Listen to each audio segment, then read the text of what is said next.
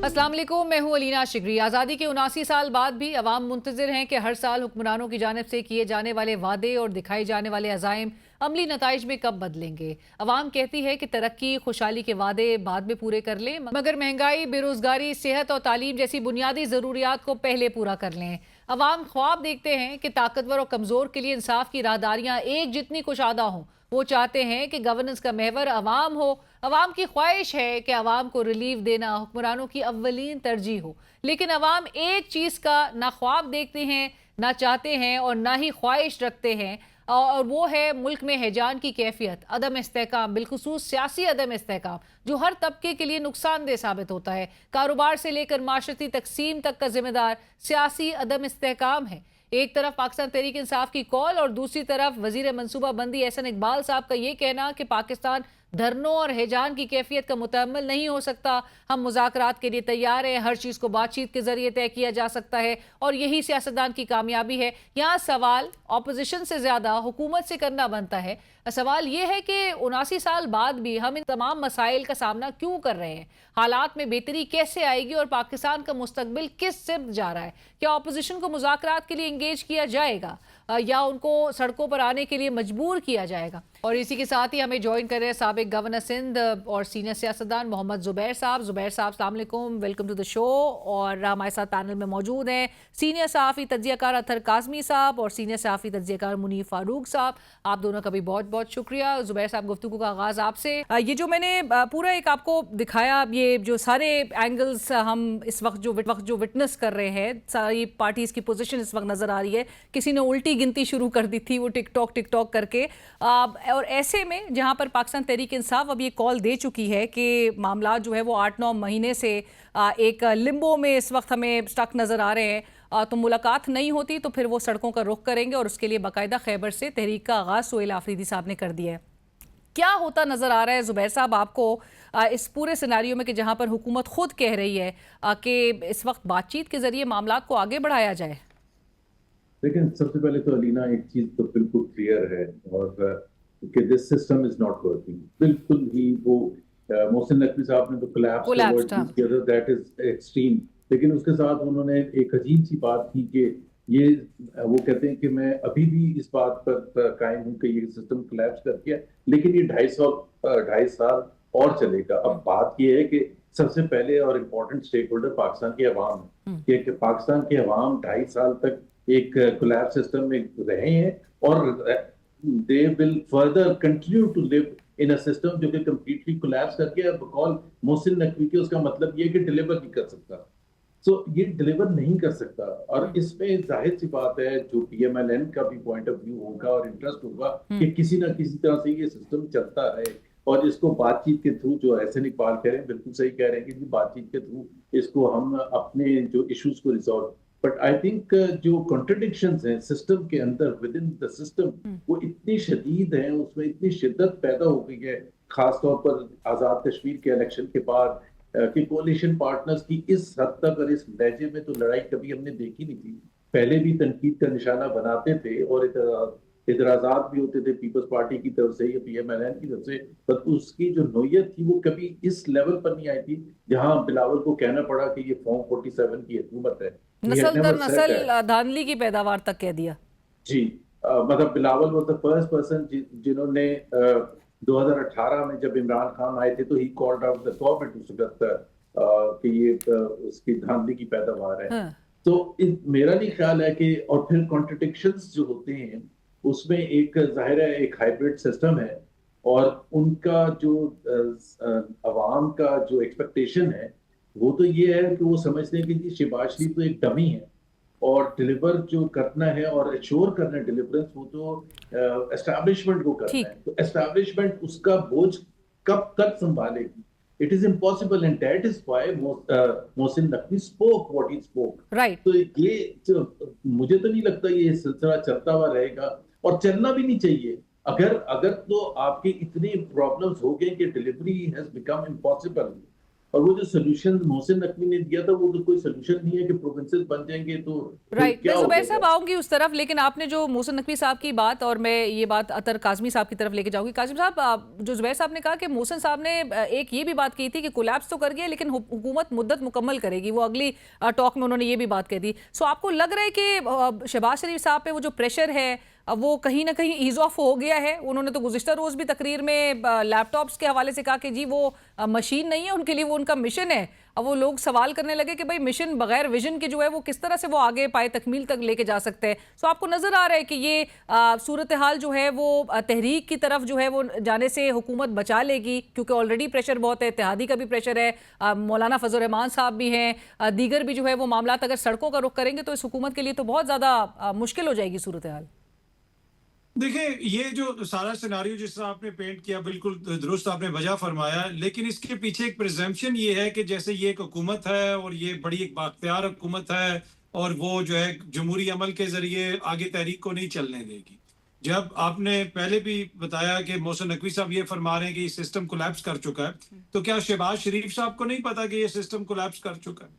ये सिस्टम जिस तरीके से बनाया गया गुज़िश्ता 3-4 सालों के दौरान या 17 सालों के दौरान, उसमें किसने क्या कंट्रीब्यूट किया वो भी सबको पता है। तो मेरे ख्याल में सिस्टम कितना हो रहा है उसका सबको इदराक है।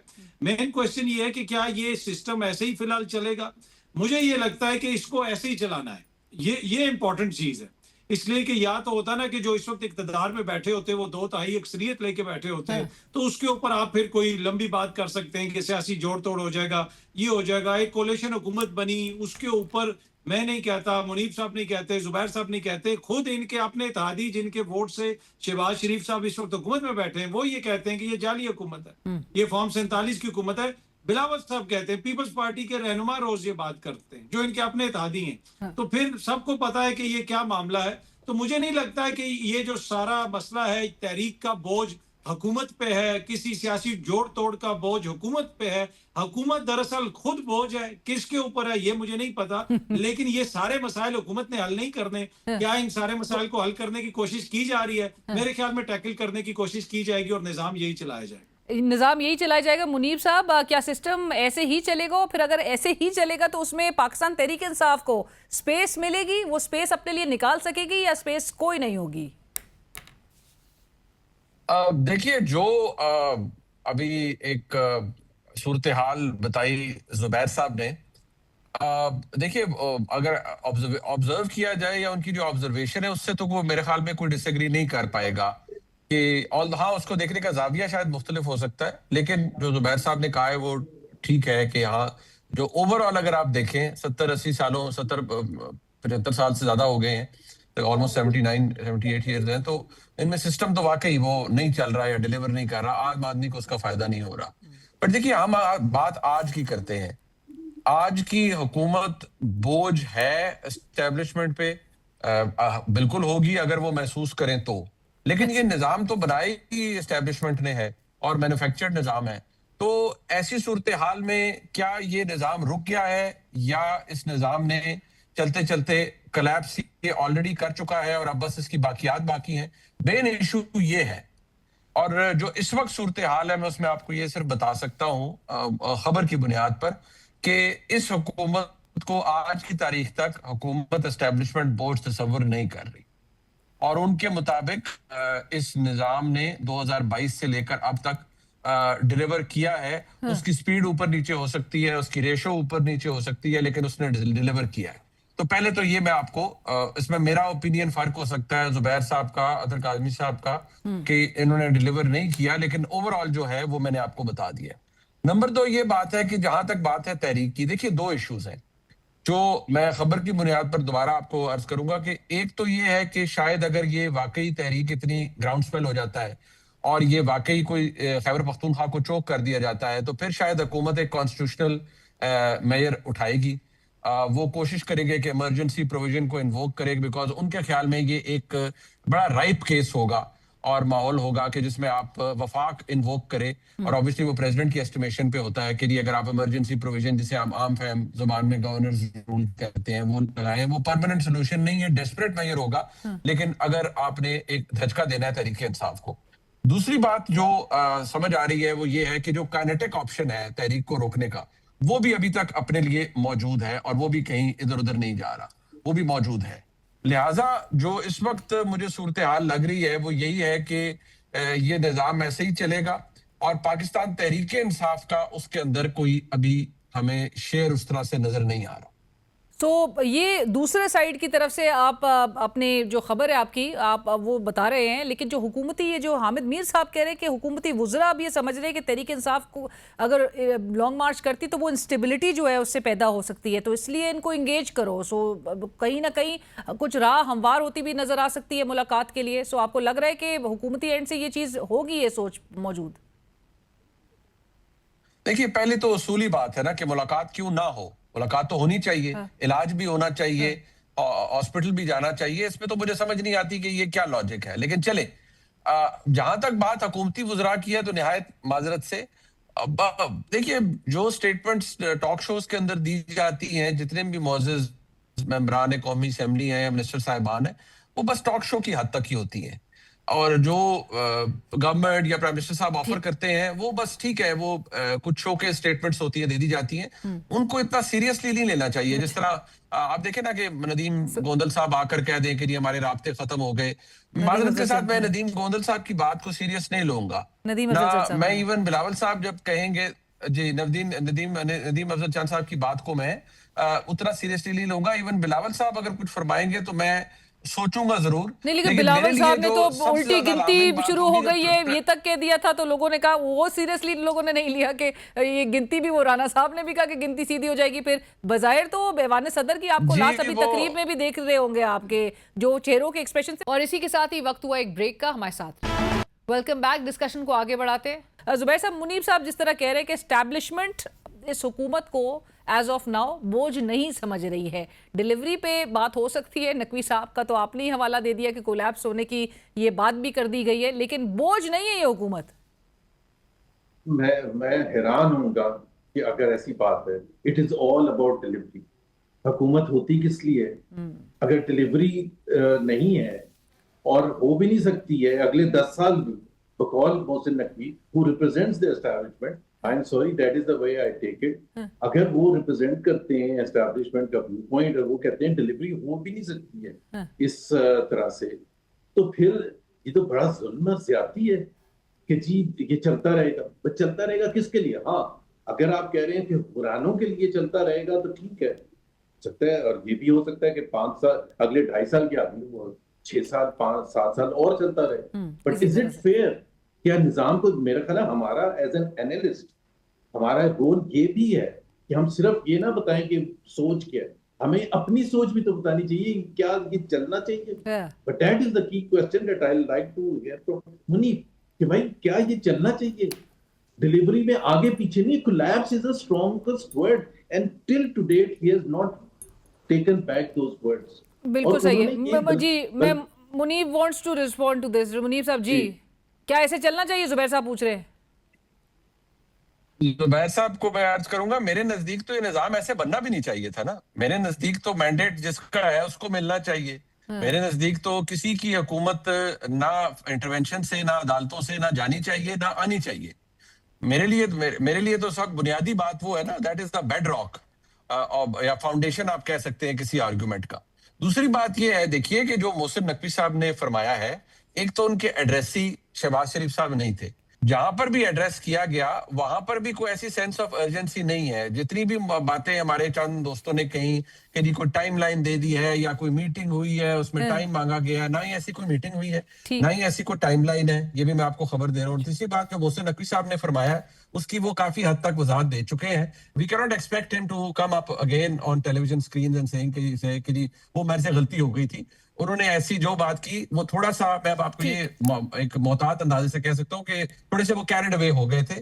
निजाम यही है जिन्होंने बनाया है उनके लिए, और उनके नजदीक ये निजाम ऐसे ही चल रहा है। हाँ, मेरे नजदीक तो ये निजाम ऐसा बनना ही नहीं चाहिए था, ना आज बनना चाहिए था, ना 2018 में बनना चाहिए। राइट। मैं अतर काज़मी साहब और फिर मैं जुबैर साहब की तरफ आ रही हूँ। अतर काज़मी साहब, एहसन इकबाल साहब जो कह रहे हैं कि मुज़ाकरात के लिए हम तैयार हैं, हर चीज़ को बातचीत के जरिए तय किया जा सकता है, यही सियासतदान की कामयाबी है, तो ये कामयाबी का पैमाना जो है वो हुकूमत पे क्यों नहीं अप्लाई हो रहा है? ये कामयाबी तो हुकूमत भी हासिल कर सकती है, हाँ, अगर तो वो बातचीत के ऊपर जो है वो इन्हिसार करे। और तलाल चौधरी साहब भी आपने देखा होगा लास्ट 48 आवर्स में जो हुकूमती हमें बयानिया लॉन्च होते हुए नजर आया, जिसमें हमें फिर साथ साथ एक वो मॉल रोड का वाक़े के तनाजुर में ही तलाल चौधरी साहब ने गुज़िश्ता रोज़ भी जिस तरह कहा कि 27 सितंबर को भी यही कुछ पाकिस्तान तहरीक इंसाफ करेगी, तो आपको नजर आ रहा है कि कोई वो एक इसमें जहां पे तलाल साहब भी खुद ही कल प्रेस कॉन्फ्रेंस में कह रहे थे कि ये हुकूमत करे, ये सियासत करे, ये एहतजाज करें, तो क्या पीटीआई को ये सब ऑप्शंस अवेलेबल है?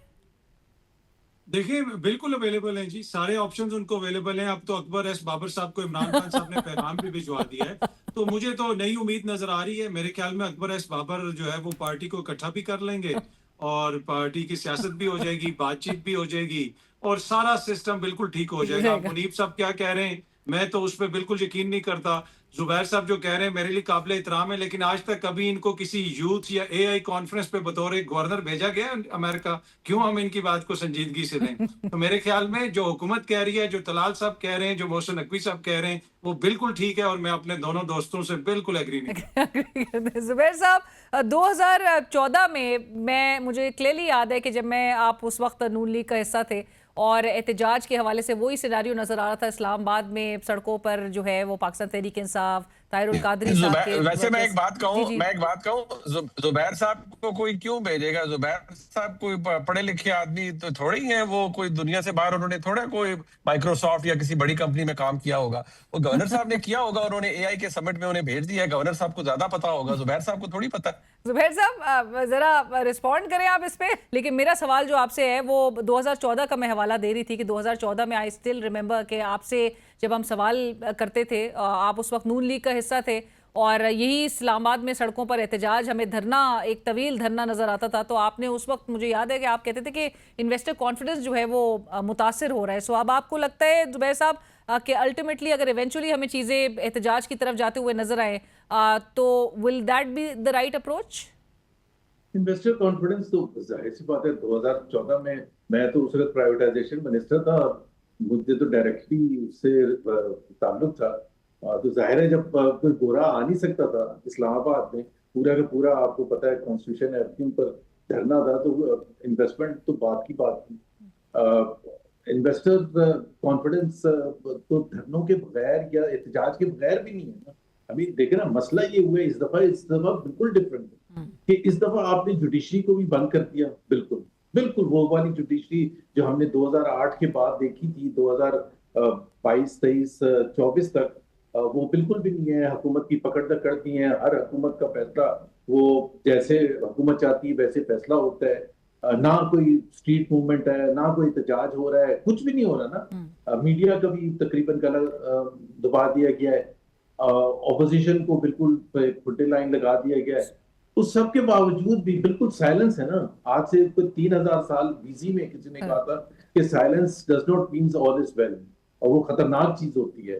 तो वो जो साइलेंस ये चाहती थी, ये समझती थी ये हुकूमत कि जी हम सबको चुप करा देंगे तो फिर तरक्की होनी शुरू हो जाएगी और इन्वेस्टर आने शुरू हो जाएंगे, वो नहीं हुआ। बिकॉज उसके जो फंडामेंटल्स होते हैं, जब तक आपकी डिलीवरी नहीं होगी, जब तक आपकी एहलियत नहीं होगी, आप में कैपेसिटी नहीं होगी, और वो सबको नजर आ रहा है कि नहीं है आप में कैपेसिटी, तो उस जगह तक कोई भी नहीं आएगा, कोई इन्वेस्टमेंट करने के लिए नहीं आएगा। And the numbers show that. देखो ना, हर किस्म का तजर्बा करके देख लिया, SIFC बना के देख लिया, बोर्ड ऑफ इन्वेस्टमेंट को फिर फैसला किया गया कि उसमें जम कर दिया जाए। SIFC इतना हाई पावर्ड वो है, प्राइम मिनिस्टर उसको चेयर करते हैं, उसके बावजूद पाकिस्तान की तारीख में इतनी कम इन्वेस्टमेंट सिचुएशन कभी भी नहीं थी। So there's a fundamentally there's a problem.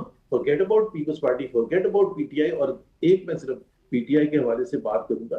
देखिए 8 महीने हो गए, एक जो मर्जी आपने उसको कह लें इमरान खान को, द रियलिटी इज आप उसको डॉक्टर्स को नहीं मिलने देते, आप उनकी बहनों को नहीं मिलने देते, आप इतना इनडिफरेंट एटीट्यूड हो गया कि वो तो चले, और बात है कि आर्टिफिशियल इंटेलिजेंस और यूथ की कॉन्फ्रेंस लीड करने गवर्नर बलूचिस्तान जा रहे हैं। I mean that just shows what kind of thinking exists in the government. कि कौन जा रहा है AI, और मुझे तो I don't want to offend anyone, but does he even know AI का मतलब क्या है? वो एक स्पीच रीड करेंगे तो वो पता चल जाएगा सबको। I mean इस तरह से अगर मामला चलाने हैं तो चला लें। राइट, बट जुबैर साहब ये जरूर बताएं कि जो 8-9 माह से जिस तरह की अगर स्ट्रिक्टनेस या चोक किए हुए हैं मुलाकातें, उनके तक एक्सेस, इसमें पीटीआई की तरफ से कितना कंट्रीब्यूट किया जा रहा है? पीटीआई की इसमें कसूर जो है वो कितना है? क्योंकि एक प्रेशर क्रिएट करने में बज़ाहिर तो पाकिस्तान तहरीक इंसाफ बहुत ज़्यादा इस वक्त इनकॉम्पिटेंट नज़र आ रही है, एक नाकाम नज़र आ रही है, ना वो सड़कों को उस तरह से दोबारा से एक वो उस पूरे फेज से रील कर सके आफ्टर 26 नवंबर 2024, और फिर अभी कॉल देखने के बावजूद भी आपको उनकी इनफाइटिंग का भी हाल सामने नजर आ रहा है। फिर ये भी कहा जा रहा है तहरीक तहफ़्फ़ुज़ पाकिस्तान को भी तहफ़्फ़ुज़ात हैं इसी 27 सितंबर की कॉल के हवाले से। देखिए, एक तो इसमें कोई दो राय नहीं है कि पीटीआई हैज फेल्ड टू मतलब create the kind of opposition जो कि होनी चाहिए। ठीक। और पीटीआई की अपनी इन फाइटिंग भी एक मतलब कोई एक लाफेबल चीज है कि आप पब्लिक में आके एक दूसरे को एक्यूज कर रहे हैं और सीरियस एक्यूजेशंस हैं जो कि बड़े आसानी से अवॉइड की जा सकती है। All someone has to respond is कि हमारा पार्टी का इंटरनल मामला है और हम पब्लिक में नहीं बात करेंगे। बहुत आसान होता है, बहुत ही आसान होता है। तो PTI as a political party तो बिल्कुल फंक्शनल नजर ही नहीं आ रही है, और उसकी बहुत सी जो भी वजूहात है वो एक अलग डिस्कशन है। तहरीक तहफ़्फ़ुज़ आईन पाकिस्तान को बिल्कुल एक तहफ़्फ़ुज़ात उस हवाले से हैं कि जी 27 सितंबर को जो आपने ऐलान किया है तो उसको जाहिर सी बात है आप ये भी एक्सपेक्ट करते हैं महमूद अजीज से जो है जो लीडर ऑफ द ऑपोजिशन है, या अलामा साहब सेनेट में लीडर ऑफ द ऑपोजिशन है, वो बड़े भरपूर अंदाज में शरीक हों, और उनको होना भी चाहिए। इमरान खान ने उनको अपॉइंट किया है, बट जब तक एक आपस में कोऑर्डिनेशन नहीं होगी तो आई डोंट थिंक सो उसके नताइज कोई इतने अच्छे होंगे। तो आई थिंक पीटीआई को थोड़ा बहुत तो अपने आप को इम्प्रूव करने की, बहुत ज्यादा इम्प्रूव करने की, लेकिन ये आपका कहना कि जी उनका कितना कसूर है कि मुलाकातें नहीं है, उनका क्या कसूर है? भाई उनको मार मार के आपने वो जख्मी वो बात ठीक है, लेकिन बहनों को मिलने से उनका क्या कसूर है? राइट, बट वो उस मुलाकात के लिए उन्होंने भी प्रेशर एक क्रिएट करना है, उन्होंने भी एवेन्यूज को टैप करना है। असद काज़मी साहब कर सकते ना, लेकिन गवर्नमेंट का भी तो फर्ज बनता है ना कि जी एक फंडामेंटल रिक्वायरमेंट है। ह्यूमन राइट ऑर्गेनाइजेशंस, दुनिया भर की ह्यूमन राइट ऑर्गेनाइजेशंस, दूसरे लोग, इंडिपेंडेंट एनालिस्ट, इस चीज को तो ये हुकूमत एक वक्त आएगा ये सबसे ज्यादा रिग्रेट ये चीज करेंगे कि जुबैर साहब, क्योंकि हुकूमत का मौक़िफ़ ये है कि इमरान खान साहब सज़ा याफ्ता है, वो सियासी गुफ्तगू करते हैं, सियासी गुफ्तगू बाहर आती है, फैमिली हॉल दो की गारंटी दे रही है सुहेल आफरीदी के बाद, फैमिली ने भी एंडोर्स किया। और यहाँ एक और ब्रेक शामिल करते हैं, कहीं मत जाइएगा, डिस्कशन को आगे बढ़ाएंगे एक ब्रेक के बाद। वेलकम बैक और गुफ्तगू आगे बढ़ाते हैं। काज़मी साहब, पाकिस्तान तहरीक इंसाफ का इस पूरे सिनारियो में एक प्रेशर ना क्रिएट करने का, एक वो डाउनग्रेडेशन उनकी मिशन की from the release of their leader to getting an access to their leader, ज़ाती मौलजीन तक उनकी रसाई को यकीनी बनवाना, उसके लिए प्रेशर ना बना देना। और फिर हम जो ये इनफाइटिंग की जिक्र कर रहे हैं कि एक तरफ सुहेल आफरीदी साहब कह रहे हैं कि हर चौक को डी चौक बनाएंगे, लेकिन दूसरी तरफ ये जो लड़ाई है पीटीआई के अंदरूनी लड़ाई, वो इतनी हावी हो गई है, ये कितना पार्टी को इससे नुकसान पहुंच रहा है कि सलमान अकरम राजा साहब वर्सेस सेनेटर मशाल यूसुफजई, शंदाना गुलजार साहिबा सामने आती है, जुनैद अकबर साहब कुछ कह देते हैं और फिर ये ज्यादा इवेंचुअली बड़ी खबर बन जाती है। देखिए, मसला ये है कि मसला पीटीआई का या किसी और सियासी जमात का नहीं है। पाकिस्तान के अंदर एक सर्टन लॉज हैं, आइन और कानून है, उसके मुताबिक क्या इमरान खान साहब की मुलाकात नहीं होनी चाहिए? होनी चाहिए। अब तहरीक इंसाफ को आप जो मर्जी कह लें, तहरीक इंसाफ इसी सिस्टम का हिस्सा है ना। एक सूबे के अंदर उनकी हुकूमत है, इसी आइन के तहत उन्होंने इलेक्शन लड़ा, इसी आइन के तहत उनके लोग कौमी असेंबली में भी बैठे हुए। तो ये एक्सपेक्ट करना कि वो कोई ऐसा माहौल क्रिएट कर देंगे जिसमें जो है वो सब कुछ पीछे हो जाएगा, वैसा हो नहीं सकता। अनलेस के जो है बिल्कुल आपने ये फैसला कर लिया कि इस सिस्टम को आपने गिरा देना है, कोई नया सिस्टम आएगा। अगर आप इस सिस्टम का हिस्सा भी हैं तो फिर चीजें इसी तरह चलेंगी। मेन इशू तो ये है ना कि जो लोग पावर में बैठे हुए, क्या वो उन रूल्स को ओबे कर रहे हैं, अडेयर कर रहे हैं जिनके तहत ये सारा सिस्टम चलना चाहिए? क्या अदालतें उस तरीके से जो है जो फैसला देती हैं उसके ऊपर अमल दरामद होता है? हुकूमत का जो काम है वो करते हैं, जो असेंबली का काम है वो करते हैं। देखिए, ऑपोजिशन का 6 महीने ऑपोजिशन लीडर का नोटिफिकेशन नहीं होता। एक वक्त में 3 असेंबलियों से ऑपोजिशन लीडर उड़ा दिए जाते हैं, उनको सजाएं हो जाती हैं, नाअहल करार दे दिया जाता है वफाक में, यानी कौमी असेंबली में, सेनेट में और पंजाब असेंबली में। बिल्कुल। तो ये बड़ी एक यूनिक सी सिचुएशन हम देख रहे हैं। टू बी ऑनेस्ट, इसमें आप पीटीआई के ऊपर तो तनकीद कर सकते हैं, लेकिन जो कुछ पीटीआई के साथ हुआ है आज तक किसी सियासी जमात ने वो सरवाइव नहीं किया। और ये मैं बड़ी जिम्मेदारी से कह रहा हूं। आप देख लें, पैट्रियट बन गए थे, किधर थी पीपल्स पार्टी, काफ लीग बन गई, किधर थी नून लीग। कभी ऐसा हुआ है कि सिस्टम में कहा गया हो कि अगले इलेक्शन में इनको 10 सीटें नहीं मिलेंगी और वो जमात फिर भी इलेक्शन ऑलमोस्ट जीत जाए और एक सूबे में हुकूमत भी बना ले? तो ये एक यूनिक चीज जो है सिस्टम भी एक्सपीरियंस कर रहा है, हम भी एक्सपीरियंस कर रहे हैं। ये टिकटॉक का दौर है, बहुत सारी चीजों को उस तरह नहीं लिया गया जैसे लिया जाना चाहिए था। जिस तरीके से एआई के समिट में जिस तरह भेजा जाता है, वैसे ही दीगर जगहों पे भी प्लानिंग हुई और उसके नतीजे में ये सब कुछ आपको एक तरह से एक मैस आपको नजर आ रहा है। तो टू बी ऑनेस्ट, ये जो सिचुएशन है मुझे लगता है कि इसी तरह अभी फिलहाल चलेगी। आगे चीजें क्या होती हैं ये डिपेंड करता है कि तहरीक इंसाफ का एहतजाज कितना कामयाब होता है या नहीं होता, क्योंकि रूल ऑफ द गेम्स जो गेम के हैं ना, रूल्स, उनके तहत गेम नहीं हो रही, बस गेम हो रही है। तो अब जिसने जितनी गेम डाल ली उतनी उसको जो है कामयाबी मिल गई और गेम रूल्स के बगैर हो रही है। मुनीब साहब मुनीब साहब ये बताएं कि जिस तरह अतर साहब ने भी कहा कि वो जितना कुछ पाकिस्तान तहरीक इंसाफ के साथ हुआ, अनप्रेसिडेंटेड हमें तो हालात नजर आ रहे हैं over the last few years. System भी अपने आप को उसी हिसाब से अपडेट भी कर रहा था, आईनी तरमीम का भी सिलसिला नजर आया। कल मेरी नज़र से वो खबर गुजरी, ऑल्दो वो पहले भी रिपोर्ट हुई है, वो जो एक माजूर शख्स था, दोनों हाथ नहीं थे, 5 अगस्त को इमरान खान साहब से इज़हार यकजहती के लिए बाहर निकला। वो कहता है कि मैं गाड़ी में वापस जा रहा था एहतजाज करके, मैं मुंह से मक्खी नहीं मार सकता, ना कि मेरे ऊपर एफआईआर दर्ज हो गई कि मैंने पुलिस पर पथराव किया है। इवेंचुअली वो एफआईआर जो है वो डिसमिस हुई, लेकिन ये हमें क्या बता रहा है कि इस तरह से मुकदमात बनाए गए just because he was Imran Khan supporter. और दूसरी तरफ जहां पर अख्तर साहब ने भी बीच में जिक्र किया था, अकबर एस बाबर साहब को बड़ी एक जिम्मेदारी सौंपी गई है, जो खबर सामने आई कि जेल से पैगाम आया है and through some other inmate, जिसका जिक्र किया जा रहा है स्टोरी में कि इमरान खान साहब ने किसी और साथी को जेल के अंदर पैगाम दिया और उसी के थ्रू अकबर एस बाबर साहब तक ये उन्होंने तस्दीक की है कि खबर उनको मिली है, पैगाम मिला है। वो जेल से बाहर आते ही पहला घर होगा अकबर एस बाबर साहब का जहां वो जाएंगे, उनसे मुलाकात करेंगे। साथ ही उन्होंने कहा कि पुराने साथियों को, नाराज साथियों को इकट्ठे करो, मुत्तहिद करो। सो ये पॉसिबल है क्योंकि एक तरफ सॉलिटरी कन्फाइनमेंट की बात की जा रही है इमरान खान साहब की पिछले 8-9 माह से, जहां पर उनको मिलने की किसी से इजाजत नहीं है। वो जेल के अंदर आपके सोर्सेस क्या बता रहे हैं कि वो इनमेट से उनको मिलने की इजाजत है? ये मुझे मैं जाती तौर पर समझता हूँ कि मुझे ये स्टोरी समझ नहीं आती है अकबर एस बाबर साहब वाली, और मुझे ये भी समझ नहीं आती कि कंसिडरिंग जो इस वक्त हालात बन चुके हैं, अकबर एस बाबर साहब क्या मदद कर सकते हैं इमरान खान साहब की, या वो क्या कर पाएंगे। मुझे तो इस स्टोरी के अंदर कोई इतना सब्सटेंस नजर नहीं आता। मैं ये नहीं कहूंगा कि वो गलत बयानी कर रहे हैं, अगर वो कह रहे हैं तो पता नहीं उनको फिर वो भी शायद बताना पसंद करें कि किसने उन्हें पैगाम दिया। लेकिन मेरा नहीं ख्याल कि इमरान खान साहब ने अकबर एस बाबर साहब से वो कोई ये उम्मीद लगाएंगे या लगाए बैठे होंगे। देखिए, जहां 2-3 बातें मैं आपको बताऊं, एक तो जो अभी आपने जिक्र किया उस एफआईआर का, ये वो चीजें होती हैं जो ओवर किल कर देती हैं। हर ओवर किलिंग जब आप करते हैं तो फिर आप बदनामी भी बोल लेते हैं। जिसने भी एफआईआर दर्ज की, जिसके कहने पे एफआईआर दर्ज हुई, वो बेसिकली आप अपने मुंह पे काला ही पोतते हैं ऐसी चीजों से। इसका फायदा तो कोई नहीं होता ना। ये ओवर जैसे आप ओवर डूइंग कह लें या ओवर किल कह लें, इसका फायदा तो कोई नहीं, तो बदनामी है। लेकिन देखिए, एक चीज मैं जरूर अर्ज करूंगा, जो अभी जैसे अतर भाई फरमा रहे थे, मैं उसमें थोड़ी सी ऐड कर लूं।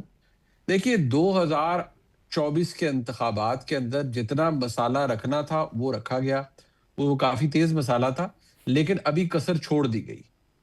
अगर ये होता कि नहीं लेने देनी सीटें, तो जो फॉर्मूला कहीं और चला था वो कहीं और भी चल जाता। ऐसा नहीं है कि कोई काबू में चीजें नहीं हुई या कुछ कुछ चीजें होती हैं जिनमें आप नए होते हैं या आपका फॉर्मूला सही तरह बैठ नहीं रहा होता। तो अगर तो खुदा ना खास्ता हमारे मुल्क में सियासी तनाव यही रहा, तो मैं पहले भी अर्ज कर चुका हूं कि शायद अगली दफा भी कसर निकल जाए, शायद अगली दफा मसाला या चीजें इससे भी ज्यादा तेज हों। गो कि ये बिल्कुल कोई हौसला अफजा बात नहीं है, लेकिन मैं आपको ये भी तज्जिया नहीं पेश कर रहा, ये भी मैं खबर की बुनियाद पर ही अर्ज कर रहा हूं। पहले भी कह चुका हूं, अब दोबारा कहूंगा कि अगर यही हालात रहे, यही माहौल रहा, और जो चीज जहां जहां ऐसे ही रही, तो फिर अगली दफा शायद ये कसर भी निकाल दी जाए। और अगर पाकिस्तान तहरीक इंसाफ आगे कोई सिस्टम में हो, तो शायद वो रिकंडीशनड किस्म की, आपको याद है एक जमाने में गाड़ियां आती थी पाकिस्तान में रिकंडीशनड होके, जापान से इसी तरह, तो हो सकता है आपको रिकंडीशनड किस्म की तहरीक इंसाफ मिले।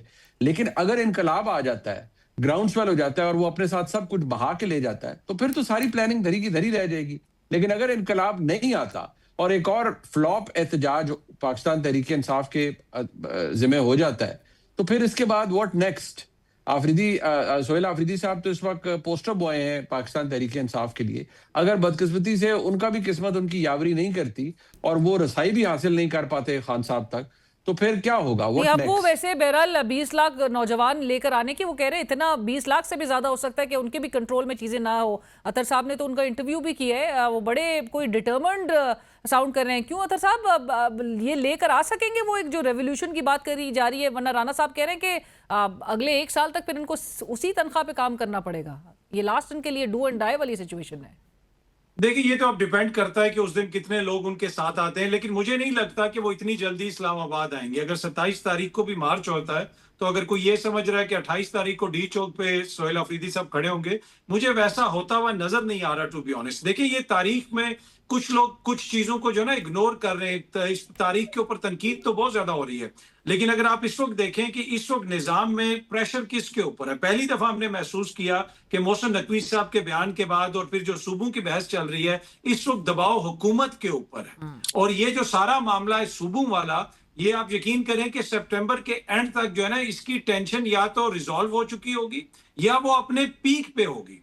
अगर सोहेल आफरीदी अगले हफ्ते कॉल दे देता, तो वो जो सारा दबाव सूबों के हवाले से, दीगर चीजों के हवाले से हुकूमत पे है, वो सारी अटेंशन डाइवर्ट हो जाती। तो बहुत सारी चीजें मेरे ख्याल में शायद वो उस तरह शेयर नहीं कर रहे, लेकिन जो कुछ हुकूमत पे सिस्टम के ऊपर दबाव है, नए सूबों के हवाले से चीजें आगे किस तरफ चलनी है, पीपल्स पार्टी क्या करेगी, क्या वो सिंध की तकसीम बर्दाश्त करेंगे, तो ये सितंबर के एंड तक ये सारी चीजें ऑलमोस्ट मैच्योर हो चुकी होंगी। तो उस तारीख को भी आप अपने जहन में रखें कि और उस वक्त क्या कुछ हो रहा होगा। राइट। और जुबैर साहब चूंकि टाइम एंड अगेन ये बात हाईलाइट करते कि इवन एहतजाज के लिए, जुबैर साहब लास्ट टाइम 5 अगस्त के लिए आपने एहतजाज के लिए राब्ता किया, दरख्वास्त दी, उस दरख्वास्त पे कोई आपको रिस्पांस नहीं आया।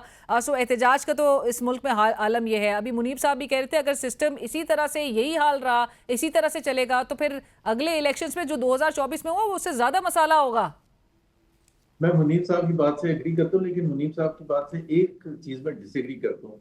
वो जितना मसाला डाला गया था ना 2024 के इलेक्शन में, वो समझ के ये डाला गया था, दिस इज इनफ, ये खत्म कर दिया, बिकॉज बल्ले का निशान छीन दिया, कोई उनकी कैंपेन नहीं रन होने दी, लोगों को अंदर बंद कर दिया। प्लीज डू रिमेंबर कि मई 9 और फरवरी 8 के दरमियान सिर्फ 7-8 महीने थे। तो मई 9 के बाद जो पार्टी का हशर नशर जितना हुआ, जो अभी अतर काजमी साहब कह रहे थे सबसे ज्यादा, तो उसके बाद हुआ। So leading up to the election तो PTI was in no position. So all those who decided कि कितना मसाला डाला जाए, वो तो समझे थे कि इट इज इनफ। लेकिन वो तो मसला ये हुआ कि जब रिजल्ट आने शुरू हुए, और उसका एविडेंस है ना, जब रिजल्ट आने शुरू हुए 8:30-9 बजे, 7 बजे जब पता चलना शुरू हुआ, तो 9:30 बजे तक हाथ पांव फूलने शुरू हो गए।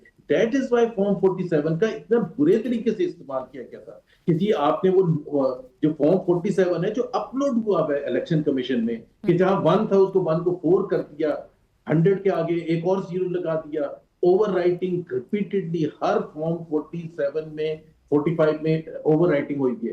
अगर तो ये इस वजह से थोड़ा था, वो तो समझे थे मसाला बहुत डाल दिया है। अब पीटीआई के, वो तो एक साइलेंट रेवोल्यूशन आया, करोड़ों लोग सुबह को निकले और उन्होंने जाके डब्बों में वोट डाला पीटीआई के लिए, और पेशावर से लेकर मुल्तान तक 90% सीटों में आगे थे वो, और बहुत ज्यादा आगे थे। जैसे आप ख्वाजा आसिफ का एक एग्जांपल ले लें, आप नवाज शरीफ की एग्जांपल ले लें, और बहुत से सारे इलेक्शंस की एग्जांपल, इस्लामाबाद में 3 सीटों की। तो ये नहीं था कि उन्होंने ये कोई रहम किया था कि मसाला और ना डालें। उन्होंने तो अपनी तरफ से सारा काजी फाइज ईसा, चीफ इलेक्शन कमिश्नर, सबको शामिल करके कर लिया था।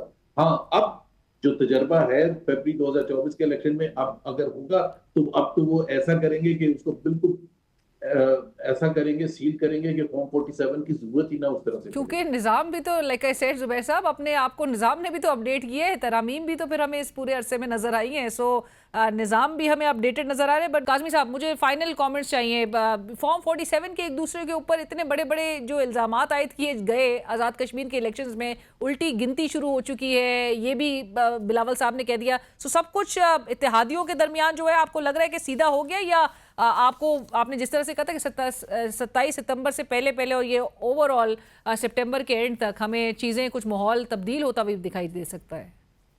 देखिए, मुझे नहीं लगता कि कोई बहुत बड़ी रिफ्ट है पीपल्स पार्टी और नून लीग में। पीपल्स पार्टी और नून लीग एक दूसरे का मसला नहीं है, ये आपस में एक दूसरे के खिलाफ जो मर्जी कहते रहें। इनका मसला कुछ और है। सूबों के मामले पे नून लीग के भी तहफुजात हैं, पीपल्स पार्टी के भी तहफुजात हैं। नून लीग की ख्वाहिश है कि पीपल्स पार्टी की जो उसका कंधा है उसके ऊपर रख के जो है अपना सारा काम किया जाए। तो मुझे ये लगता है कि इनका जो मसला होगा वो ये जो सूबों वाला मामला है, यहाँ पे कहीं ना कहीं आपको थोड़ा सा रेजिस्टेंस नजर आ सकता है। एप्रीहेंशन तो आपको वैसे ही नजर आ रही है, जैसे नहरों के मामले पे हमने देखा, वहां पे सिंधी नेशनलिस्ट निकल आए, उन्होंने एहतजाज शुरू कर दिया और वो सारा मामला खटाई में पड़ गया। तो ये वो सारी चीजें देखी जा सकती हैं। बाकी अदरवाइज मुझे नहीं लगता कि इनका आपस में कोई एक दूसरे से इख्तलाफ है या इनको इस चीज का इदराक नहीं है कि ये हुकूमत में कैसे बैठे हुए हैं। तो ये कोशिश यही करेंगे कि सिस्टम को ऐसे ही चलाया जाए। कोशिश इनकी यही होगी कि सिस्टम को इसी तरह से चलाया जाए। और क्या सितंबर के आखिर तक ये इंतजार किया जाएगा कि लोग सड़कों का रुख करें, या मामले को अफाम व तफहीम से मुज़ाकरात के जरिए बेहतरी की तरफ लेकर जाने के लिए हुकूमत की हमें तरजीहात नजर आ रही होंगी। बहुत बहुत शुक्रिया मोहम्मद जुबैर साहब, अतर काज़मी साहब, मुनीर फारूक साहब प्रोग्राम में ज्वाइन करने के लिए। नाज़रीन, आज़ादी के 79 साल, आज़ादी सिर्फ एक नेमत नहीं, एक जिम्मेदारी भी है। और आज पाकिस्तान की आज़ादी का तकाजा है कि बैरूनी ख़तरात के मुकाबले में हम मुत्तहिद रहें, जबकि हुकूमत अपनी तमाम तर तवज्जो अच्छी हुक्मरानी, सियासी इस्तेहकाम, माशी बहाली और आवाम को मौसर खिदमात की फरहमी पर मरकूज करे। इसी के साथ ही प्रोग्राम की टीम अलीना शिकी को इजाज़त दीजिए। अल्लाह हाफ़िज़।